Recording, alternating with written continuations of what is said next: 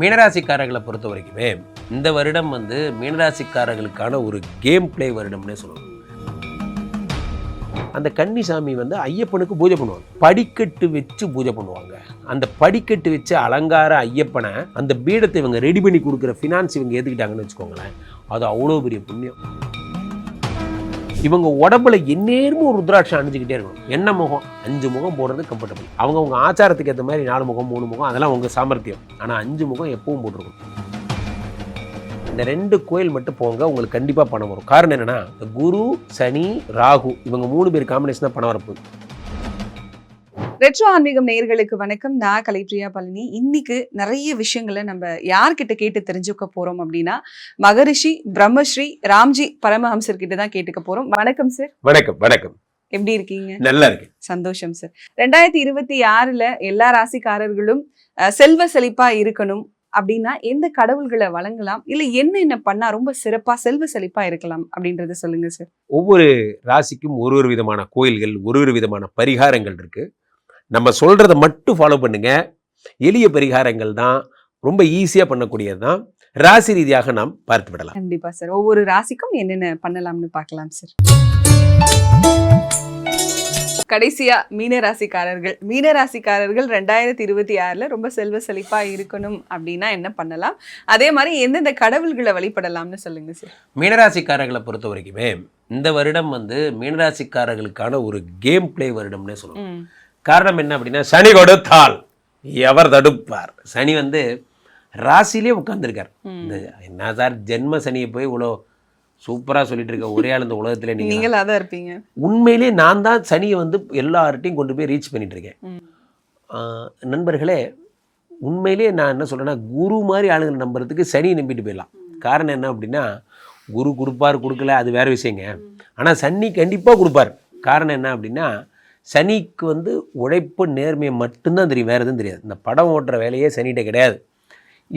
இந்த மீனராசிக்காரர்களுக்கு இந்த சனி பகவான் எங்கெங்கெல்லாம் இருக்கார், எங்கெங்கெல்லாம் அவரை போய் பார்த்தா தேடி கண்டுபிடிச்சி பக்தர்கள் சொன்ன அனுபவத்தை வச்சு 2 கோயில் சொல்கிறேன். இந்த 2 கோயில் மட்டும் போங்க, உங்களுக்கு கண்டிப்பாக பணம் வரும். காரணம் என்னென்னா, இந்த குரு சனி ராகு இவங்க 3 பேர் காம்பினேஷன் தான் பணம் வரப்போகுது. எப்படின்னா, குரு பகவான் 4ஆம் இடத்துல இருக்காரு. 4ல் இருந்த குரு பகவான் 10ஆம் இடமாகப்பட்ட தொழிலை பார்க்க போகிறார். இதுதான் பாயிண்ட் நம்பர் 1. அப்புறம் ராசியை பார்க்க போகிறார், உடம்பை பார்க்க போகிறார். அப்போ உடம்பு நல்லா இருந்தால் வேலை பார்க்க முடியும். ரைட். 2ஆம் இடத்தை யார் பார்க்குறார்? சனி ராசியில் அமர்ந்து 3, 7, 10 அவரும் தொழிலை தான் பார்க்குறாரு. ஆக சனிக்கும் குருவுக்கும் பண்ணாலே போகிறோம், வேறு எதுவும் பண்ண தேவையில்லை. ரைட். இப்போது சனிக்குரிய கோயில்னு நீங்கள் பார்த்தீங்கன்னா, ஆரணி திருவள்ளூரில் இருக்கக்கூடிய ஆரணி, திருவள்ளூர் மாவட்டத்தில் வரும் ஆரணி. இந்த ஆரணியில் இருக்கக்கூடிய யந்திர சனீஸ்வரர்னு பேர். அவர் பேர் யந்திர சனீஸ்வரர். யந்திர சனீஸ்வரர் கோயில் ஆரணியில் இருக்குது. அந்த சனீஸ்வரருடைய கோயில்களுக்கு இவர்கள் தேடி சென்றால் ரொம்ப பெரிய பெரிய புண்ணியம். அதுக்காக திருநாளாறு போகக்கூடாதுன்னு நான் சொல்லலை. இவர்களுக்குன்னு ஸ்பெஷலி டிசைன்டு அது. இந்த கோயிலுக்கு நீங்கள் போகலாம், அங்கே சென்று நீங்கள் வழிபடலாம். அது அங்கே சென்று நீங்கள் காகங்களுக்கு உணவிடுதல், அங்கே சென்று நீங்கள் எள்ளு தீபம் போடுதல், அதாவது சனிக்குரிய பிரீத்தி எல்லாம் கருங்கோலை மலர்கள் போடுறதல், நல்லெண்ணெய் வாங்கி தருதல், இரும்பு சட்டி வாங்கி தருதல். நம்ம ரெட்ரோ ஆன்மீக நேயர்களுக்கு தெரியாத பல பரிகாரங்களா இவங்களே 200 பரிகாரம் சொல்லுவாங்க. அந்த மாதிரி நீங்க சொன்னதெல்லாம் கேட்டு இவங்களே நிறைய சொல்லுவாங்க. அதனாலதான் இவங்களுக்கு ஒன்று சொல்றது டஃபா இருக்கு. திருவள்ளூர் பக்கத்துல, அதாவது விழுப்புரம் பக்கத்துல மாம்பழப்பட்டுன்னு ஒரு இடம் இருக்கு. மாம்பழப்பட்டு அந்த பக்கம் அங்க போனீங்கன்னா பொங்கு சனீஸ்வரர் கோயில்னு ஒரு கோயில் இருக்கு. பொங்கு மாம்பழப்பட்டுல அந்த கோயிலுக்கு போகிறது இன்னும் சிறப்பு. அங்கே சென்று வழிபடலாம். இந்த சனீஸ்வரரை பொறுத்த வரைக்குமே கலை ஐயப்பனுக்கு ரொம்ப பிரீத்திங்கிறதுனால, இவர் ஒரு ஜென்ம சனிங்கிறதுனால என்ன பண்ணலான்னா, ஐயப்பனுக்குரிய கன்னி சாமியெல்லாம் பூஜை பண்ணுவாங்க. ஃபார் எக்ஸாம்பிள் மாலை போட்டாங்கன்னா அந்த கன்னி சாமி ஐயப்பனுக்கு பூஜை பண்ணுவாங்க. படிக்கட்டு வச்சு பூஜை பண்ணுவாங்க. அந்த படிக்கட்டு வச்சு அலங்கார ஐயப்பனை அந்த பீடத்தை இவங்க ரெடி பண்ணி கொடுக்குற ஃபினான்ஸ் இவங்க ஏற்றுக்கிட்டாங்கன்னு வச்சுக்கோங்களேன், அது அவ்வளோ பெரிய புண்ணியம். அது இவங்களே அலங்காரமாக அதை பண்ணி கொடுத்துட்டாங்கன்னா கன்னிசாமிக்கு ஹெல்ப்பாக இருக்கும்.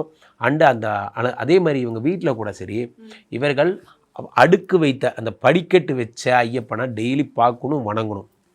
இது எல்லாமே நான் இந்த ஏதோ யூடியூப்லலாம் பார்க்கும்போது எனக்கு சிரிப்பாக வருது. அதை வளர்த்துங்க, இதை வளர்த்துங்க, இது இந்த மாதிரிலாம் காமெடி பண்ணாமல் நான் சொல்கிறதெல்லாம் என்ன அப்படின்னா, தெய்வ காரியங்கள், யஜ்யங்கள், யாகங்கள் இது மாதிரியான விஷயங்கள் நீங்க பண்ணுங்க. அது மத்தவங்களுக்கு உதவியாகவும் இருக்கும், அது அதுதான் மூலம் வந்து நமக்கு சமுதாயம் பலனும் வந்து கிடைக்கும். நம்மளோட பக்தியை நோக்கி செல்லணும். சமுதாயம் ஒரு காலமும் கடவுளை ஒரு சின்ன டப்பாக்குள்ள அடைக்கிற விஷயமா இருக்கக்கூடாது. கடவுளை நோக்கி நாம் பிரயாணிக்கக்கூடிய விஷயங்களா தான் இருக்கணும். கண்டிப்பா நிறைய ருத்ராட்சங்கள் வாங்கி தரணும். இவங்க சிவபக்தர்களுக்கு ருத்ராட்சங்கள் வாங்கி தரணும். இவங்க உடம்புல எந்நேரமும் ஒரு ருத்ராட்சம் அணிஞ்சுக்கிட்டே இருக்கணும். என்ன முகம்? 5 முகம் போடுறது கம்ஃபர்டபுள்.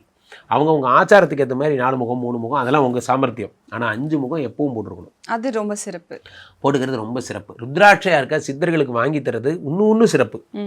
அதே மாதிரி ஸ்தல விருட்சங்களுக்கு இவங்க நிறைய ஹெல்ப் பண்ணணும். ஸ்தல விருட்சங்களை காப்பாற்றுற வேலைகள் அதெல்லாம் பண்ணணும். அதே மாதிரி இவர்கள் வந்து என்ன பண்ணணும்? எள்ளு தானம் பண்ணணும். எள்ளு தானம். யாரேனும் திலஹோமம் பண்றாங்கன்னா, திலஹோமம் யாராவது பண்ணுவாங்க முன்னோர்களுக்கு, அவங்கள கண்டுபிடிச்சு அவங்களுக்கு எள்ளு இவங்க சகாயமா வாங்கி தரணும். எள்ளு. 4ஆம் இடத்திற்கு கூடிய இவர் வந்து குரு பகவான் 10ஆம் பார்வையாக இதை பார்க்கிறதால 7ஆம் பார்வையாக 10ஆம் இடத்தை பார்க்கும் பொழுது குரு பகவானுக்கு ரொம்ப பிடிச்சது விபூதி அலங்காரம். விபூதி அலங்காரம் குரு பகவானுக்கு தட்சிணாமூர்த்தி சொரூபமாக உடம்பெல்லாம் அவருக்கு நகைலாம் எதுவும் இல்லாமல் அப்படி உட்காந்துருப்பார் குரு பகவான். அந்த குரு பகவானுக்குரிய அந்த விபூதி அலங்காரம் இவங்க ஏற்றுக்கலாம். இதெல்லாம் ஒன்றுமே காசே கிடையாது. சும்மா இவ்வளோ விபூதி வாங்கி கொடுத்தீங்கன்னா போதும். வரட்டி வாங்கி தரணும். வரட்டி இதை ஹோமத்துக்கு வரட்டி வாங்கி தரும்போது அதனுடைய சாம்பல் அதை வாங்கி வச்சு வீட்டு பஸ்பம் இவங்க நெத்தியில் போட்டுக்கணும். இதெல்லாம் குரு பகவானுக்கு பண்ணுற பெரிய பிரீத்தி. குரு பகவானுக்கு இவர்கள் வேற என்னெல்லாம் செய்யலாம் அப்படின்னா, வேத பாராயணத்துக்கு ஹெல்ப் பண்ணலாம். வேத பாராயணம் பண்ணுறவங்க உட்கார்றதுக்கு ஆசனம், இப்போ ஆச்சாரியர்லாம் இருக்காங்க அப்படின்னா அவங்க உட்காந்து அந்த ஆசனத்தில் உட்காந்து வேதம் சொல்லி கொடுப்பாங்க. அந்த சேர் குரு பகவான், அந்த சேர் வாங்கி தரணும்.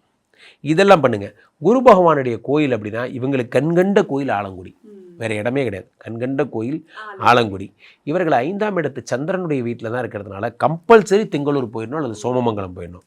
கம்பல்சரி அங்கே போயிட்டு மல்லிகை பூ வாங்கி தரணும். மல்லிகை ஒரு பௌர்ணமி அன்னைக்கு அல்லது ஒரு திங்கக்கிழமை அன்னைக்கு.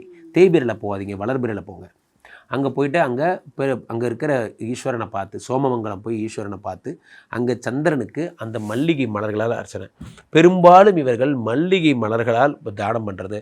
அதே மாதிரி ஜலாபிஷேகம், நிறைய புண்ணிய தீர்த்தங்கள்லாம் எடுத்துகிட்டு வந்து இவங்க கொஞ்சம் மெனக்கெட்டு காவிரியில் கொஞ்சம், கங்கையில் கொஞ்சம், அந்த மாதிரி பிரம்மபுத்திராவில் கொஞ்சம், அந்த மாதிரி கொஞ்சம் கொஞ்சம் தண்ணிலாம் எல்லா புண்ணிய நதிகளையும் எடுத்துகிட்டு வந்து ஸ்படிகலிங்கம் வச்சு, ஸ்படிகலிங்கம், அந்த ஸ்படிகலிங்கத்துக்கு இவங்க கையாலேயே இவங்களே அபிஷேகம் பண்ணணும். ருத்ரம் சமூகம் சொல்லி அபிஷேகம் பண்ணணும். இதை விட பெரிய பரிகாரம் எதுவுமே கிடையாது. கண்டிப்பா. ஆனா இதுக்கு நீங்க மெனக்கெடணும். ஆன்லைன்ல ஆர்டர் பண்ணக்கூடாது, மெனக்கெடணும். கங்கா தீர்த்த காசி போற யார்ட்டே ஐயா வாங்கிட்டு வாங்க ஐயா ப்ளீஸ் யான்னு கெஞ்சி வாங்கிட்டு வரணும். இந்த மாதிரி ஆளுங்களை கண்டுபிடிச்சி அவங்கள வாங்கிட்டு வர சொல்லணும். ஒன்றும் பெரிய 100 ரூபாய் கொடுத்தா போதும், ஒரு டப்பாவில் பிடிச்சிட்டு வர போகிறாங்க. இது பெரிய பரிகாரம் இல்லைங்க. ஆனால் இது ஒர்த்து பரிகாரம். அந்த தெய்வமும் ரொம்ப சந்தோஷப்படும். சந்திரன்னா அல்லி மலர்களால் மாலை கட்டி அந்த அல்லி மலர்களை நீங்கள் வந்து இது சிவன் கோயில்களுக்கு தானம் பண்ணணும். சிவன் எல்லா புஷ்பத்தையும் எடுத்துப்பார். அந்த புஷ்பம் அல்லி புஷ்பம், அப்படியே சந்திரன், இதெல்லாம் நீங்கள் பண்ணுறது இன்னும் சிறப்பு. கண்டிப்பாக. ஸோ இதெல்லாம் தான் மீனராசிக்காரர்கள் தன் வாழ்க்கையில் இவர்கள் இந்த 2026 சிறப்பாக கிடைப்பதற்கான ஒரே வழிகள். கண்டிப்பாக சார். இப்போ மீனராசிக்காரர்களுக்கு உகந்த எண்கள்னா எந்த எண்கள்? உகந்த எண்கள் சாட்சா 2, 5, 7. 2, 5, 7. செட் ஆகாத எண்கள் 8 தான் இவங்களுக்கு ஆகவே ஆகாது. 2, 5, 7 இவங்களுக்கு செட் ஆகும். என்ன கலர் இவங்க? 6 நம்பர் செட் ஆகாது. 6 செட் ஆகாது. என்ன கலர் இவங்களுக்கு உகந்ததா இருக்கும்? பெரும்பாலும் இவர்களுக்கு வந்து டார்க் இது gold, pure gold, pure white, இதெல்லாம் செட் ஆகும். ரெட் சூப்பரா செட் ஆகும். செட் ஆகாதுன்னா என்ன கலர்ஸ் செட் ஆகாது? செட் ஆகாதுன்னு இவங்களுக்கு வந்து பெரும்பாலும் பார்த்தீங்கன்னா சில்வர் இவங்களுக்கு ஆகவே ஆகாது. சில்வர் இவங்களுக்கு வேலைக்கே ஆகாது. எவ்வளோ இருந்தாலும் கோல்டு தான் உங்களுக்கு செட் ஆகும். கண்டிப்பாக சார். ராம்ஜி சார், நீங்கள் சொன்னதை கேட்டு மீன ராசிக்காரர்கள் எல்லாம் 2026 ரொம்ப செழிப்பாக கடந்து போகிறாங்க அப்படிங்கிறதுல எந்த ஒரு சந்தேகமும் இல்லை. சரி, இப்போ 12 ராசிக்காரர்களுமே 2026 செல்வ செழிப்பாக இருக்கணும் அப்படிங்கிறதுக்கு ரொம்ப தெளிவாக நிறைய விஷயங்களை சொல்லியிருக்கீங்க. அதை பற்றி கொஞ்சம் சொல்லுங்கள் சார். இந்த ராசி அப்படிங்கிறதுக்கும் பணம் அப்படிங்கிறதுக்கும் ஒரு பெரிய ஒரு காம்பினேஷன் என்ன அப்படின்னா, நமக்கு அனுகிரகம் பண்ணக்கூடிய ராசிகள்னு இருக்குது, கிரகங்கள்னு இருக்குது. இப்போ ஃபார் எக்ஸாம்பிள், இப்போது ஒரு ராசிக்கு ஒருத்தர் தான் தனப்பிராப்தி தரக்கூடியவர். அவருடைய டிபார்ட்மெண்ட்டே அதுதான். அவர் நினச்சா தான் பணம் தர முடியும். 2026 இவர் அனுகிரகம் கிடைச்சா போதும் பணம் கிடைக்கும் அப்படிங்கிற மாதிரி தான் நம்ம பண்ண போகிறோம். ஸோ செல்வ வளம் தரக்கூடிய ராசிகளில் பிரதானமாக நம்ம வந்து குருவையும் சனியையும் ஏன் வச்சுக்கிறோம் அப்படின்னா, இவர்கள் பெரும்பாலும் வந்து இந்த குருவும் சனியும் வந்து நிறைய பேர் லைஃப்பில் நிறைய ப்ளே பண்ணுறதால நம்ம என்ன பண்ணுறோம், இந்த செல்வ வளத்துக்காக இவங்களை வணங்கினா போதும் அப்படிங்கிற மாதிரி நம்ம எடுத்துக்கிறோம். கண்டிப்பா. இருந்தாலும் இந்த 2026ல் குரு பகவான் உச்சம் பெறுகிறார். இதில் கடகத்தில் அது பெரிய பெரிய விஷயம். இவர் உச்சம் பெறுகின்ற இந்த குரு பகவானை பிடிச்சா போதும், எல்லோருக்கும் பணம் கிடைக்கக்கூடிய வாய்ப்பு என்பது வந்துவிடும். கண்டிப்பா. அதே மாதிரி இந்த சனி பகவானும் வந்து சரி வக்ர நிவர்த்தி அடைஞ்சு தெளிவாக இருக்கார். இவரை பிடிச்சிக்கிட்டா போதும். ஸோ இவருக்குரிய பரிகாரம் தான் நம்ம சொல்லிட்டு இருக்கோம். நம்ம சொன்ன கோயிலில் நம்ம சொன்ன பரிகாரத்தை பண்ணால் போதும். பரிகாரம் என்பதை என்னை பொறுத்தவரையிலே பரிகாரம் என்பது தெய்வ காரியங்கள். ஸ்ரீமடத்தில் கூட சொல்கிறேன், ஸ்ரீமடத்தில் நம்ம பண்ணுற யாகங்கள், ஹோமங்கள், பூஜைகள் மெனக்கெடணும். கடவுளே காப்பாற்றணும், இப்படி கெஞ்சனா தான் நடக்கும். எந்த ஒரு காடையும் நம்ம வந்து விலை கொடுத்து வாங்க முடியாது. ஒரு சின்னதாக ஒரு பொருள் வச்சுட்டாலே போதும் உங்கள் லைஃப் மாறிடும்னா அப்புறம் எதுக்கு கடவுள் கிரகம்லாம்? நம்ம மெனக்கெடணும், சாரி கேட்கணும், கடவுளே என்னை காப்பாற்று, கும்பிடணும். அதுக்காக அதுதான் பரிகாரம். அதுதான் நம்ம இந்த பதிவில் விளக்கமாக சொல்லியிருக்கோம். கண்டிப்பா சார், ரொம்ப ரொம்ப தெளிவாக சொல்லியிருக்கீங்க. நன்றி சார், ரொம்ப நன்றி. தொடர்ந்து என்ன ஃபாலோ பண்ணணும்னு நினைக்கிறவங்க இங்கே கீழே போயிட்டு இருக்க இந்த 2 நம்பரை கூப்பிட்டு உங்களுடைய சொந்த ஜாதகத்தை புக் பண்ணிக்கலாம். அல்லது இந்த உலக புகழ்பெற்ற நம்ம விஸ்வரூப விஷ்ணு மாயா எழுந்தருளக்கூடிய இந்த புனிதமான இந்த ஸ்ரீமடத்தில் தினசரி நடக்கின்ற விஷ்ணு மாயா ஹோமங்களில் கலந்து கொண்டு இந்த சுவாமியுடைய அருளையும் வந்தீங்கன்னா நேராக ஜாதகம் பார்த்துட்டு அப்படியே சுவாமி பார்த்துட்டு போகலாம். அடுத்த ஒரு நல்ல பதிவில் சந்திப்போம். நன்றி சார். நன்றி.